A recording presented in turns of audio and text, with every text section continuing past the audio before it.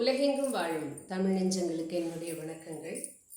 சங்கத்தமிழ் இலக்கிய பூங்காவானது நாளும் தமிழ் வளர்த்து வரும் ஒரு சங்கமாக விளங்குகிறது.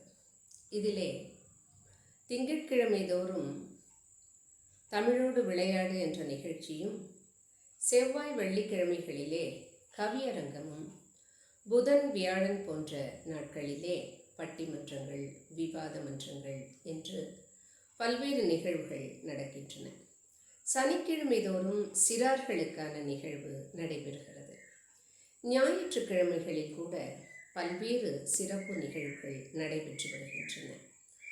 பன்னாட்டு கவிதை போட்டி நடத்தி கவிஞர்களுக்கு பரிசளிக்கிறது.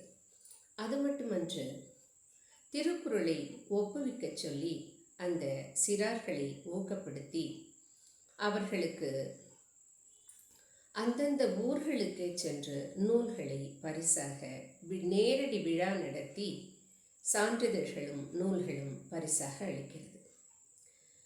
வியாழந்தோறும் விவாத மேடை என்ற அந்த நிகழ்விலே இல்லத்தரசிகள் தங்களுடைய ஓய்வு நேரத்திலே இல்லத்தரசிகள் கலந்து கொண்டு அந்த நிகழ்விலே அந்த வாரத்திலோ அந்த மாதத்திலோ நடந்த சமூகத்திலே ஏற்பட்ட சில பிரச்சனைகள் அல்லது தாக்கம் ஆகியவற்றை மனதிலே நிறுத்தி அது சார்பாக விவாதங்கள் நடத்துகிறார்கள். ஒரு விழிப்புணர்வு கருத்தரங்கை போல அந்த நிகழ்வு சிறப்பாக நடைபெறுகிறது. எனக்கு பிடித்த எத்தனையோ நிகழ்ச்சிகள் சங்கத்தமிழ் இலக்கிய பூங்கா செய்து வந்தாலும் கூட அதிலே இந்த வியாழந்தோறும் விவாத மேடை என்ற நிகழ்வை நெறிப்படுத்தியோ அல்லது முன்னின்று நடத்தியோ அதை சிறப்பிக்கக்கூடிய ஒரு பொறுப்பை எனக்கு கொடுத்திருக்கிறார் சங்கத்தமிழ் இலக்கிய பூங்காவினுடைய ஒருங்கிணைப்பாளர் தமிழ் மாமனிதர் நீலகண்ட தமிழன் அவர்கள். அந்நிகழ்வை நான் மிகவும் விரும்புகிறேன்.